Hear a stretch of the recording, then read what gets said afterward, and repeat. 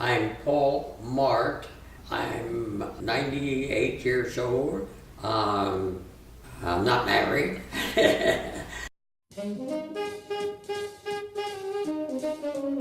Fact is, over the last century, Paul Mart may have been just a little too busy to be married.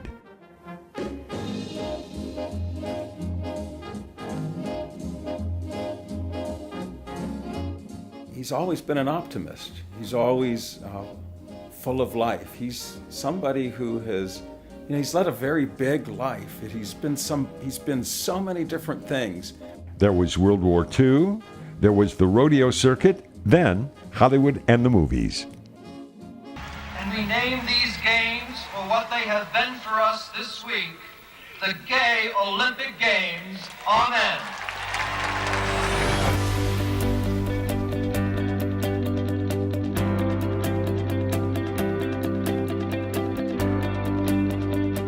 But to be sure, Paul Mart's lasting legacy will always be the Gay Games. I'm 88 and I started 80% of all the teams of the world. And I've been in every games and I've participated in every games. And I'm proud to say that I helped grow it, and I've traveled for 32 years. It started just the three of us. That was Mark Brown, Tom Waddell, and myself. And from three of us today, we are here today, 12,000 athletes. The Gay Games were the brainchild of a former Olympic athlete named Dr. Tom Waddell, and while he would be the face of the movement in the early years, Paul Mart was the communicator who traveled the world on his own dime to spread the message. So the thing that made the Gay Games work is in those days, we didn't have the internet, we didn't have email, we didn't have listservs, and the connections that existed between the various gay communities were tenuous. Paul Mart was the original listserv, internet, email person because he traveled to every single gay ghetto that there was, and he knew all the movers and shakers. He knew them, he got them interested, he got them raising money, and he got them to send athletes to the first Gay Games and the second Gay Games. Years later, when Waddell was diagnosed with AIDS, Paul remembers, And we would meet at his house. And Tom said, I'll never forget those words. Paul, I'm going to forget. I think I'm going to die. I said, you're a doctor. Doctors don't die. The patient dies. He said, Paul. He said, no. He said, I'm sick. He said, and I'm going to leave you. I'm not going to continue the Gay Games. You're going to have to go it alone.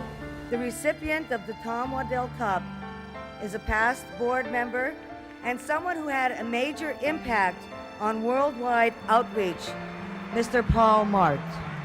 Before Tom passed away, he made me promise that I would stay with the Games until we just about covered the world and we were financially secure and on the way up.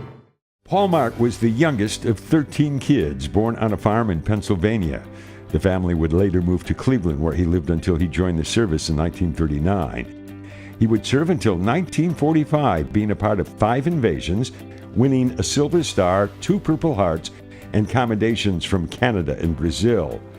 Then came Los Angeles as a stuntman and rodeo star, eventually owning movie theaters and apartment buildings and producing movies like 1959's Surrender Hell, shot in the Philippines. Surrender Hell, starring Keith Andes, Susan Cabot, and introducing Paralumen with a cast of thousands. Through it all, Paul made a lot of friends along the way. He's a character, and he's done so much. And for me, it just is. I think for the whole family, we all look up at him as somebody who has done it all and been it all, and lived the life that he wanted to live and wasn't held back by anything. Today, the Gay Games are considered the world's largest sporting and cultural event. They have brought the LGBTQ world together like nothing else, and much of the credit goes to a true American hero with a very simple philosophy on life. Be part of it. Be honest and try to help people in any way you can. And be thankful for anything you receive. It's worth something. And try to do something for people. The feeling that you've accomplished something. You just didn't take up space.